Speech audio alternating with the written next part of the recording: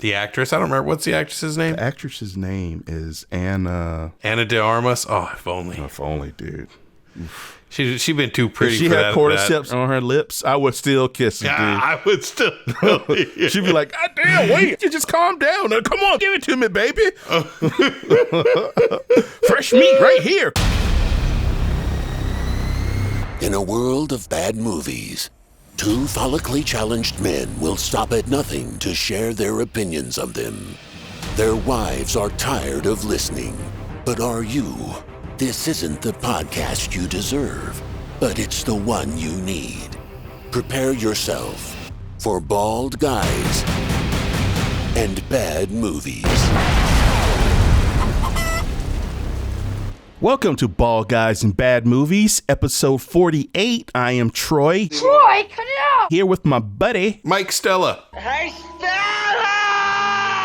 I think you said 49. No, I said 48, dude. Really? Yeah, 47 was the last episode. Oh, well, shit. Excuse me. I'll cut all that out. Maybe. No. Unless it's funny. Fine. It is kind of funny. How you doing, Mike? I'm doing great, Troy. How are you? I am fine. Just finished working out. A little winded. Sort of. Not really. I'm happy I'm not winded. I'm glad I'm not winded. That means that exercise is paying off. Sweaty, though. And stinky. Good thing this is not smell-o-vision. Tonight, we are reviewing episode 9, the last episode of The Last of Us. After all we've been through, it can't be for nothing. There's no halfway with this. We finished what we started. This is it. This is the episode that will make you shit your pants. Maybe, if you didn't play the game. It's unfortunate when you know where a show is going the whole entire time. Yeah. Because the impact obviously is not there. And it's no fault of the show. It's just, you kind of like, yeah, that's how it happened. Right? I didn't have a moment of, oh, and of course I wouldn't, because I know exactly what was going to go down. But well, I was sitting right next to someone who had no idea what was going to go down. And she was like, oh, that's it. Okay. Oh, really? Yeah, she was just kind of like, I was disappointed. She was disappointed by the ending. And I bet you she wouldn't have been as disappointed if we had had some more zombies in the episode before. She was this. in it for the zombies. She loves zombies. She loves zombie shows, but at the same time, like, as long as you give her a little bit of zombie fix, you know what I mean? Like, you gotta, we didn't see we saw one zombie in episode 7, right? Yes, Left Behind, there was one. And we didn't see any zombies in the episode before that, right? The last zombies we saw was the giant zombie fight. Well, there's a zombie at the beginning of this episode. Oh, right. Okay. Let me just quickly recap so we don't have to fucking recap the plot. We just talk about shit. Look for the light. And this episode starts with a flashback. Ellie's mother, Anna, is bitten by an infected as she gives birth to Ellie, which never happened in the game. Never saw it. I mean, it happened, but it happened off screen. Obviously, she was born. You don't know how it happened. Like, they don't even brush upon this. That's what I'm saying. Like, yeah. So she is found by Marlene, who hesitantly takes Ellie and kills Anna at the latter's request. In present day, Joel tells Ellie of his failed suicide after Sarah's death. Firefly soldiers capture Ellie and knock Joel unconscious. After Joel awakens in the hospital, Marlene explains that the doctors are preparing Ellie for surgery to produce a cure, and Joel realizes the procedure will kill her and protests. That's putting it lightly. I say, good woman, I object to that procedure. I protest. Marlene orders Joel to be taken away, but he kills his escorts, several soldiers, and the surgeon. And everyone, almost, except for 2 nurses. Joel carries unconscious Ellie from the hospital. Marlene intercepts him, stating that there's still time to find a cure, but Joel shoots and kills her. When Ellie awakens, Joel lies and tells her the Fireflies have already failed to develop a cure from other immune people. As they hike back to Jackson, Ellie insists Joel swear his story about the Fireflies is true. When he does so, she simply replies, okay, you lying bastard. That's what she's probably thinking. That's the episode, and that's what it's all been leading up to. Now, it's great that we have, because Robin's not watching the show. She didn't find it interesting. Like, Oh, really? She's not into zombie shit, and she's like bored of the whole thing. I'm like, well, you may laugh. I'm like, well, it's really not about zombies, which is, counter to your criticism of, I wish it was more about the zombies. Yeah, exactly. Well, I mean, I don't care that much, but Andrea very much. But it's good. It's good that Drea has she didn't play the game. She didn't know the story of the game, so we can at least get her view. When I played the game, this ending fucking blew my head off. Like, I was like, holy shit. And I thought it was genius. I felt like it was more impactful in the game. Well, it's more impactful, I would, for sure, because it's you. You're in control of Joel. And whether you agree with what he's doing or not, if you want to finish the fucking game, you're going to have to kill all those people to get to Ellie, right? And it's amazing. A lot of people finished that game, and I won't spoil 2, but events happened early on in Last of Us 2, and people are very upset because, they see Joel as the hero, and there's no heroes in this story. You know what I mean? Like, if you had to, you had to pick a hero, there's no one, everyone's hands are dirty, and he's got a lot of sins. He is a sinner, dude. And yeah, when he was talking to Tommy, there was a different way to survive. We just weren't good at that way. Like the way that didn't involve killing people and murdering and robbing them. So Joel just kind of reverted back to what he is in this apocalypse, and is a emotionally castrated man, would rather lash out and inflict pain than to have himself have more pain. Yeah, I get that, but I think we disagreed with this when we first talked about it after I finished the game not too long ago. While I'm able to say, yeah, like, objectively that was not the right course of action, like, it's a well understood course of action. It makes sense from an emotional perspective. No, I've never said it didn't make sense. What I'm saying is, people that see it as black and white, it is not black and white. But I also don't think he reverted back to, I think that's actually the exact opposite. Like, he reverted back to who he initially was before the pandemic. This is my kid, and I'm going to kill every motherfucker who gets in my way to protect her. And that is absolutely. Absolutely. He was not a killer before the pandemic.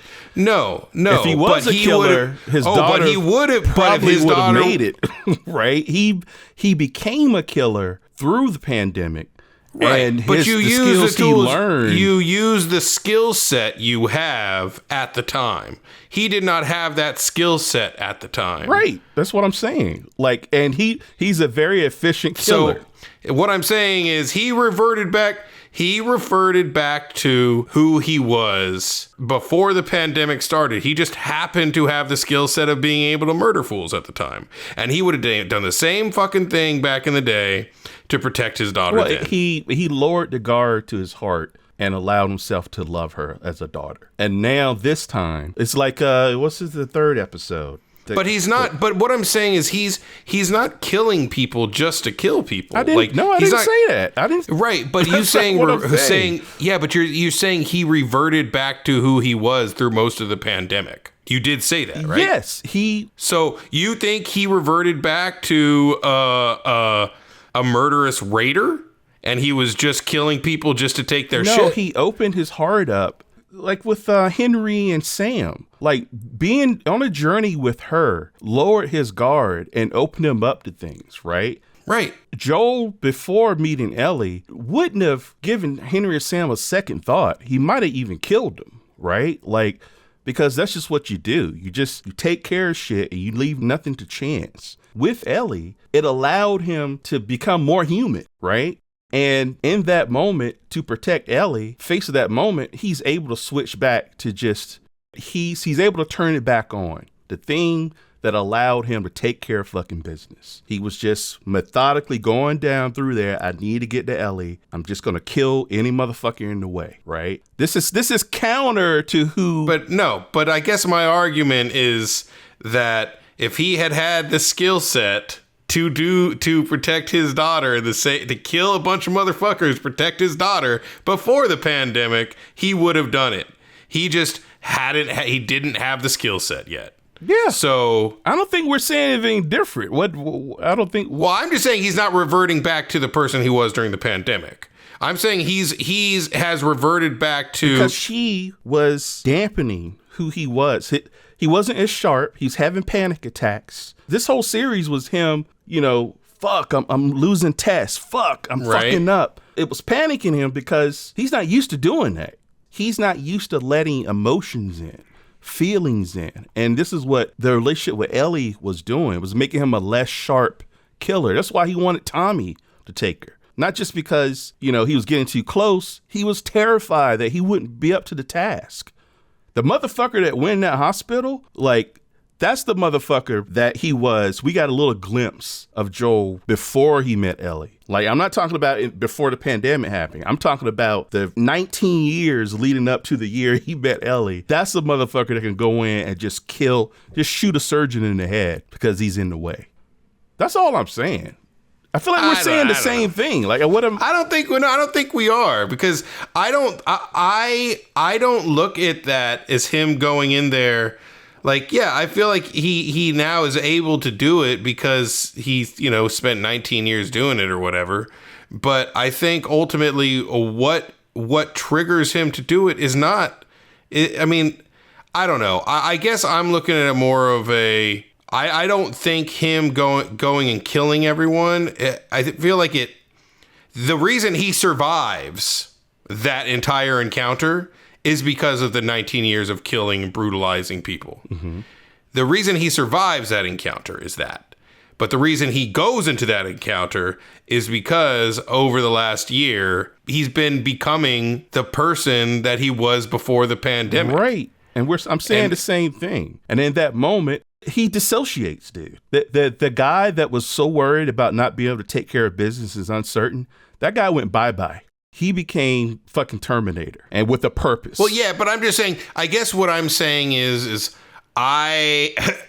maybe I'm just a sociopath, but I don't begrudge him. I remember you saying to me after I finished the game, yep, see, Joel's the villain. And I was like, what? How could you take that from Joel being the villain? Look. Yes, he put his needs above the world. He's not the villain. And he's even putting his needs above what Ellie would want. Well, that's the whole thing. But I completely understand him. It's not like I don't get it. But what I'm saying is they should have, if they had given her a chance to make that decision. But I do feel like they did a better job in the show, actually, really impressing upon the fact that she would make that decision, right? They did. In the game, that they was did a lot more clearer in the show. Yeah, it was a lot clearer, especially right? that scene with Sam. Yeah, because I don't think that was in the video game. Where she tries to use her blood, because at that point she doesn't know what part of her, where the cure resides in her body. So she's desperately smearing her blood in his bite, and it doesn't work. And I think at that moment is when the mission she's told is important becomes important to her. Sure. And I totally agree. And I felt like they did it, like I said, they did a much better job, because in the game,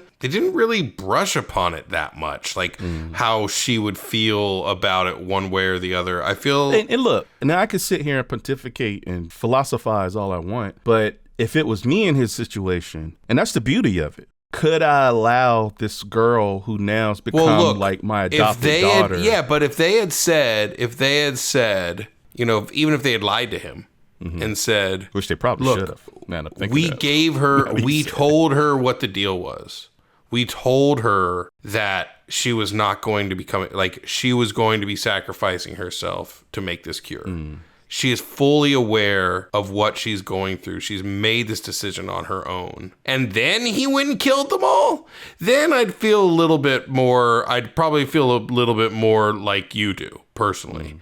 But the fact that they didn't even give her a choice, in my opinion, coming from his perspective, it would negate any kind of good that they were doing. So I guess it could have happened two ways. The Fireflies It's like, okay, we're going to check you out. We're going to put you under. They knowing full well they're going to cut her brain open. Or they had that conversation with her. Because Marlene seemed to be very upfront and frank with her the whole while. Who knows about, maybe we'll find out in the next season, but we know how it went down from playing the second game. Mm-hmm. And if that was the case, then when she wakes up, she would have been like, what the fuck? Like, why am I still alive? I thought they were going to make a cure. I wasn't supposed to live through this. And he'd be like, no, this, and that. He's like, bullshit. They fucking told me the deal. Right. That's why they couldn't. You know what I mean? No way they could have. There's no way they could have done that. She would have called bullshit like right away. Yeah, she would have called bullshit right away. But at the same time, it makes it better because now they're not the good guys either. They're doing a fucked up thing as well. That's what I said in the beginning. There's no good or bad. Nobody's good and nobody's fully bad, except for David. He is a piece of shit. Right.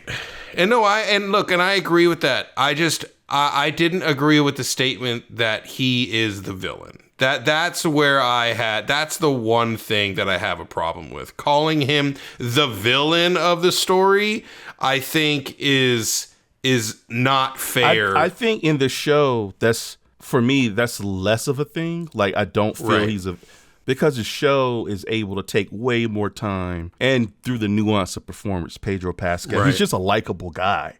Yeah. Like, automatically. I'm just saying, my first impression when I played the game, that was the epiphany. Like, holy fuck, I've been playing as the bad guy the whole while. And then, villain is like, evildoer. But it was fucked up, and I just had so many mixed emotions, and that was the thing that landed in my mind.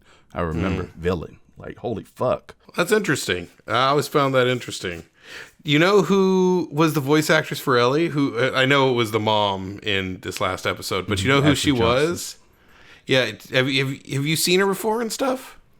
It's hard to say because I've seen her face, but related to Last of Us. Why? What has she been in? Do you remember the waitress in the Avengers that Captain America saves? That was her, dude. That was her. No fucking way. You blew my mind. Table's yours as long as you like. Nobody's waiting on it. Plus, we've got free wireless. Radio? Ask for her number, you moron. Ashley Johnson as her mother. So Druckmann, he had written this years ago when the first game. Because when you write, as you know, when you write shit that may not ever make it into the filmable script, but you get to know the characters. So he already knew that story. He was talking to Greg Mason. He was like, oh, by the way, Ellie's mother, I have that whole thing worked out. He had considered doing like an animated thing, like a comic book. Like they had considered different ways maybe to tell that story, but none of it really panned out. Right. Like, whatever. And Mason was like, fuck yeah, we're going to put it in. Like, absolutely, we're going to film that. So the idea is that you will see her born and why she's infected, why she is the way. I mean, seeing her born is one thing. Yeah, I mean, I don't really... But why that she's immune, it was the important part of it. Like I thought that was such a revelation. You know what I mean? That was the one thing in the show that we didn't know exactly what was going to happen. Right. And so it was so cool to learn about that. It was super awesome to learn about that. You know what I mean? Yeah, you tell her. You fucking tell Melly. Oh, speaking of, did you listen to podcasts for this one? It's a very good one if you haven't. Ashley Johnson. I need to. Yeah. But I don't think I have. Yeah, this is definitely a good one. They go into a lot of stuff for what's coming, so probably best not to talk about it here. But the voice actress for Abby was one of the nurses in that scene. Oh, really? Yeah. I wonder who they're going to pick for Abby. And are they going to make her like all super yoked and buff? Like what's that buff chick? Ronda Rousey? Oh, God, no. Why not? Because I can't stand her. I did like that they did a really good job of showing kind of despondent Ellie. You know what I mean? Like this well sort of... Yeah. She did a great job like showing the character is really kind of sad and just confused and didn't know how she felt. You know what I mean? Like... Yeah. I thought that was really good. Maybe I some thought that was PTSD, really good. you know what I mean? Yeah, Like, of course. She just hacked the guy's face into ravioli chunks. And you were almost just raped. You know what I mean? Like literally, it was taking his freaking belt off and raped shit. and or eaten. Yeah, exactly. Right. Like maybe at the same time. Yeah. Who knows? Who knows? You know what I David mean? had some wacky ideas, that guy. Yep. I thought Pedro did a really good job, and I did see a side-by-side comparison. And you probably remember this very easily because you finished the game not too long ago. How Joel, near the end, right, lead up to the hospital, was way more like chipper and upbeat and trying to draw her out of herself because of what just happened with David. Absolutely. And it was very 1-to-1. Like, and again, Greg Mason in the podcast, and he's always said, "Why would I fucking change perfection?" Yeah, exactly. It was perfect in the game. So the giraffe shows up, and Troy Baker asked Ashley Johnson and Druckmann and Craig Mason what the giraffe moment symbolized. Right. Because Ellie laughed and what it meant to Joel. Ashley Johnson and Troy Baker had a completely different take. Their take was the same, and Druckmann and Mason had a completely different take. And Mason was like, "Well, you're both fucking wrong." So there you go. Oh, funny. I think it was that Ashley felt that even though she seemed to laugh or whatever, it wasn't a sign of her getting back to who she was. It didn't mean that. Right. For Druckmann and Mason, it totally meant that. It showed Joel that, oh, wait, she's still in there. Right. There's still some Ellie left in there. And it's very interesting because here's the person that personified Ellie and still does. It's hard to strip her away from the character, just like it's hard to strip Troy Baker away from the character. So their perspectives are completely valid, right? I mean, hell yeah. It's the choices they made that give us the great performances. And let's not forget, it's motion cap too. So, it's not just voice. But the creator of the show see that moment completely differently. And I'm not going to say either one is wrong. I think I would side more with Druckmann because I felt like it's a little glimmer of hope. You know what I mean? But that could be wishful thinking of a father. And absolutely. But that's the beauty of the show. Like one little moment like that, you could interpret it in so many ways. Well, I mean, ultimately, I want to get deep. That's the beauty of art, right? Right. That's why people love art because, people mean it to mean one thing, but when it all comes down to it, it truly does rely on the viewer or, the person experiencing it to give it its final shape within their head. And it's a different shape for everyone. And I think that's why people love art so much. It's an empty chalice and you choose what to fill it with. You want to fill it right. with Kool-Aid or fine wine? It's up to you. Ding, ding, ding, ding, ding. That's Troy's metaphor of the day. And that's Troy's metaphor of the day. I'll create a jingle for that now. Great. To be immortalized. Oh, shit. So Drea was disappointed. And it was more... I don't think she was too I think she was just, it is kind of a jarring ending. Like... it was kind of jarring to me. I was kind of like, I was watching it, I was like, damn, that shit did not hit the same way as a show. You know what? It just didn't. How so? What do you mean? It felt like a mic drop in the game. In the show, it just kind of, it didn't have the power. It didn't. It felt more inevitable. It telegraphed itself, I think, a lot more in the show.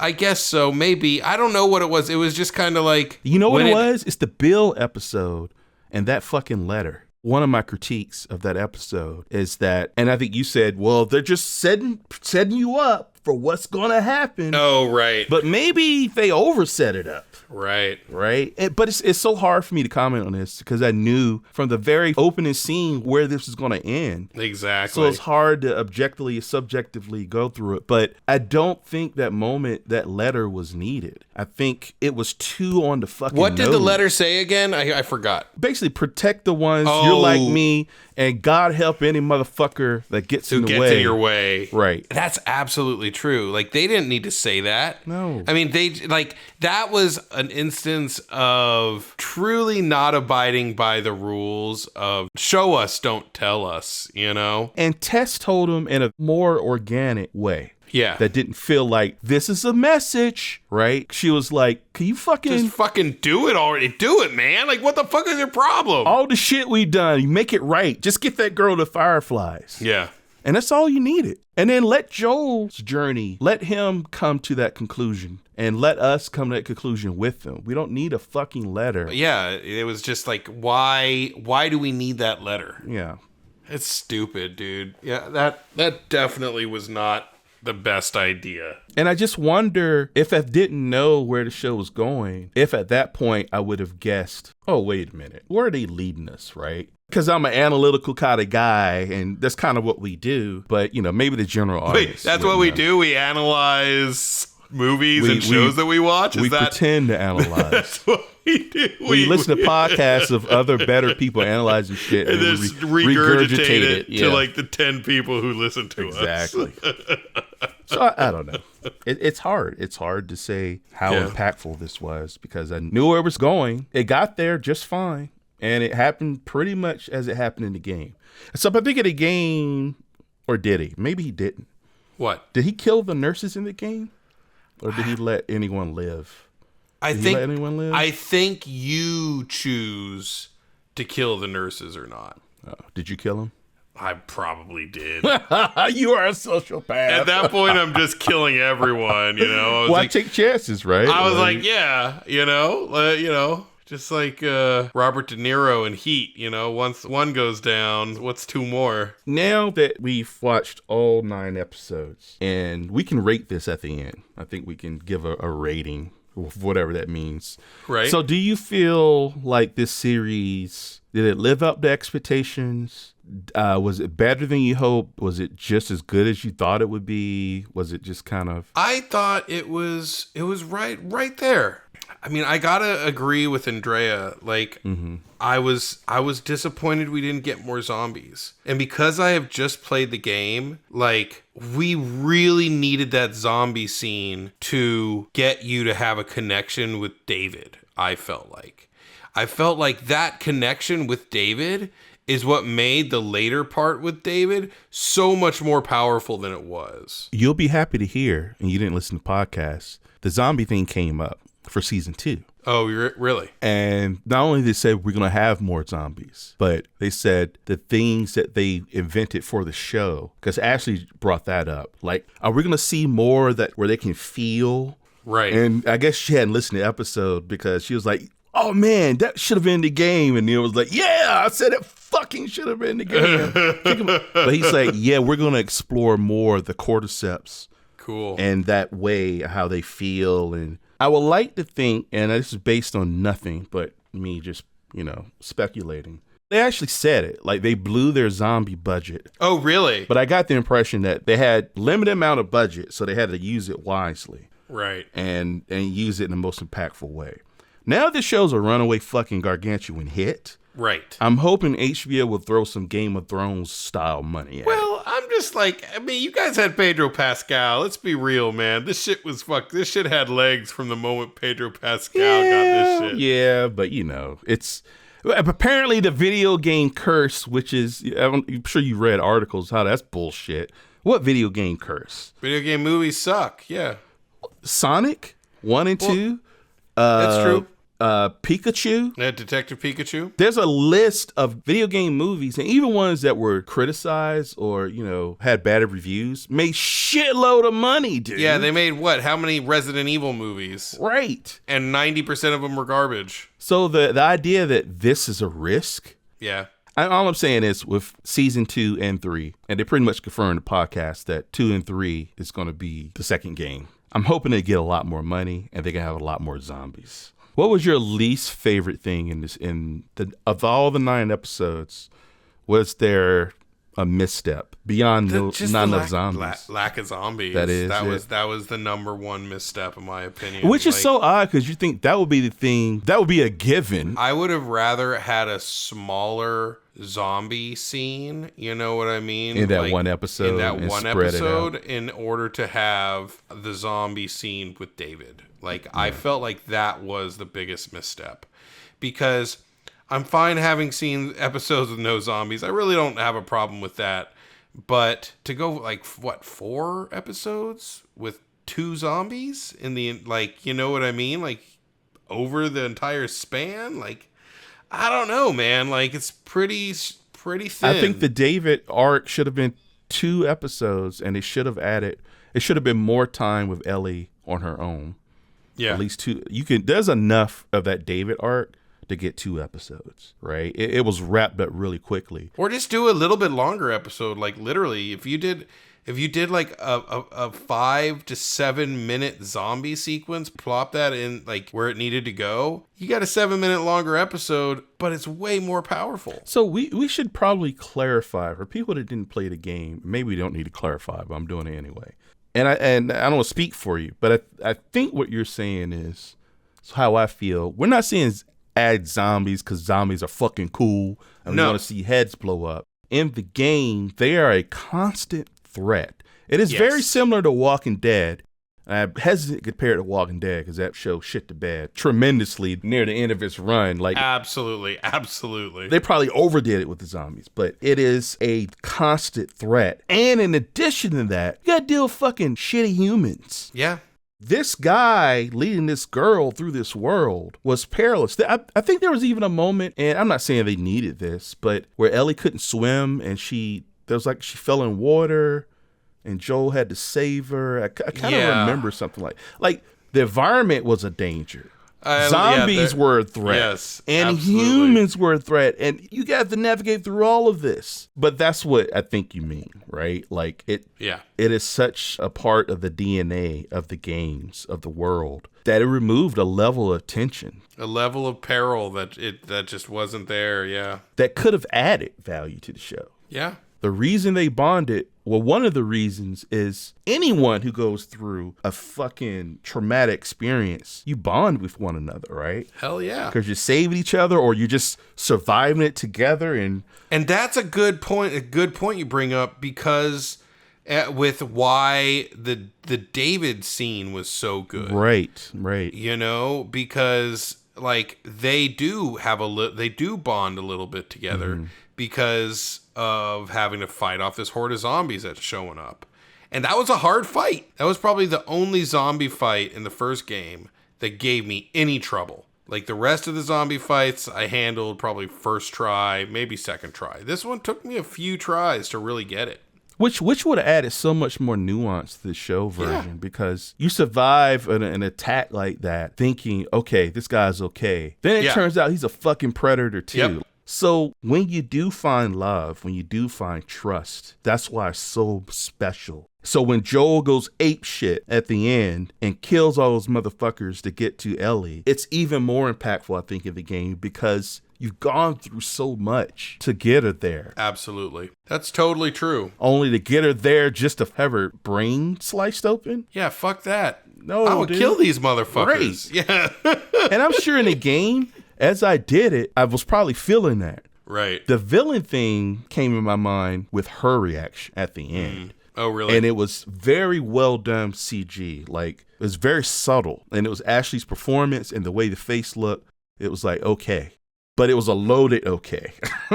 Like, you could kind of tell she didn't quite buy it, right? And I'm like, oh, he betrayed her. And he's lying. And that was the biggest lie of all. Yep. Like, he just fucking lied. And they brought that up in the podcast, too. Like, Pedro's performance. There's no, like, tell. There's no, like, pause. I mean, he just says it. Nope. Not lying. And they're like, that's how people lie. You know, it just comes out. It's not like a movie lie where, you know, there's a dramatic swell or a person's eyes shift around. Totally. He lies, and he lies to the person that matters most to him. Good shit, man. It was good. So let's rate it. What do you want to rate this, Mike? Overall. The whole show? The whole show. The whole... I'm going to give it a 4.5, baby. It's getting a 4.5. 4.5?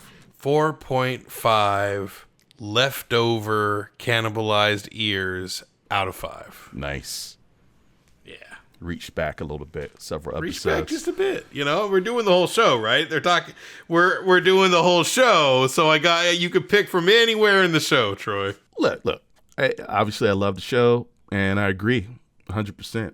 4.5 cordyceps tongue kisses out of 5. Taking it way back. I think that ear might have been the kid's ear from Megan. I think that might have been A little crossover. Brilliant. That was good, Mike. That's good.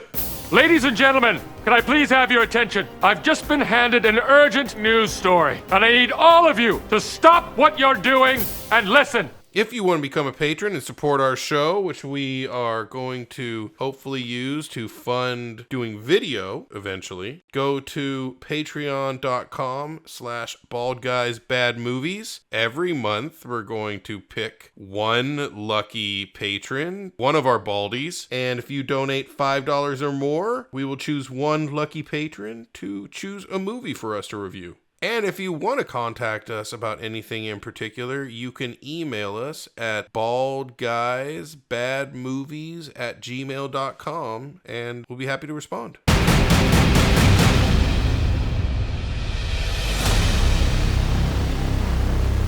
Guess what is out on streaming? Cocaine Bear? Yeah! No fucking way. Swear to God. You're shitting me. It is out, Well, bro. we're fucking doing Cocaine Bear We're next. fucking doing Cocaine Bear. We're dedicating it to my mom. Holy shit.